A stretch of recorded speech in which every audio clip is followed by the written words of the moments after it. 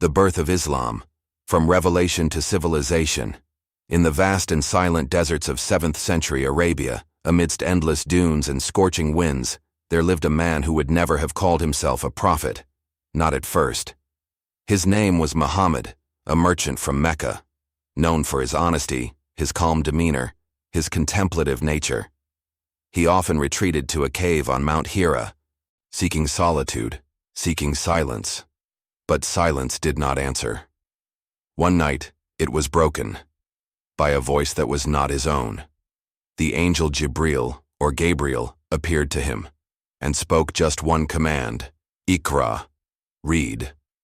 But Muhammad could not read, yet what followed would become the most recited verses in human history.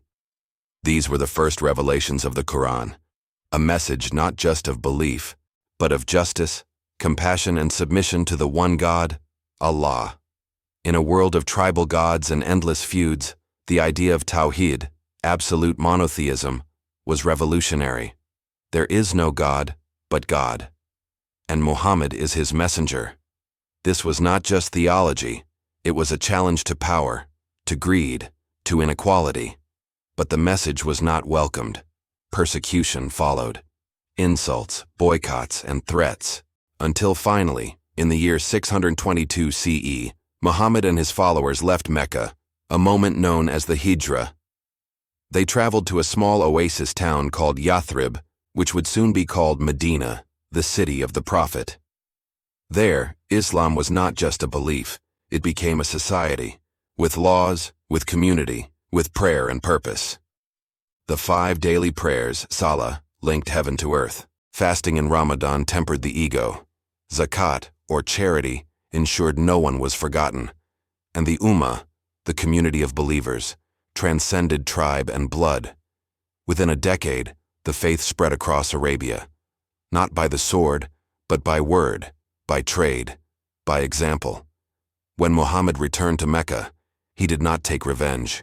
He forgave and cleansed the Kaaba, the ancient cube-shaped shrine, returning it to the worship of the one God.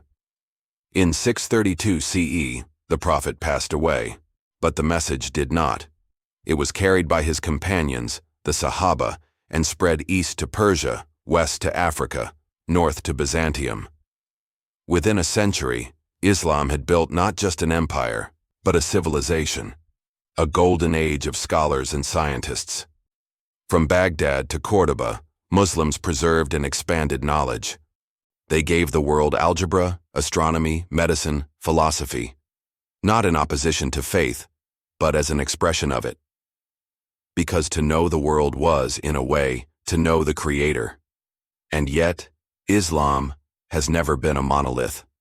From the mystics of Sufism, who seek God in poetry and silence, to the jurists of Sharia, who interpret divine law, it has always held many voices, many schools, many interpretations, but all united by the Shahada: there is no God but God, and Muhammad is his messenger. Today, over 1.9 billion people follow Islam, from the sands of Morocco to the islands of Indonesia. It is one of the fastest growing religions on earth.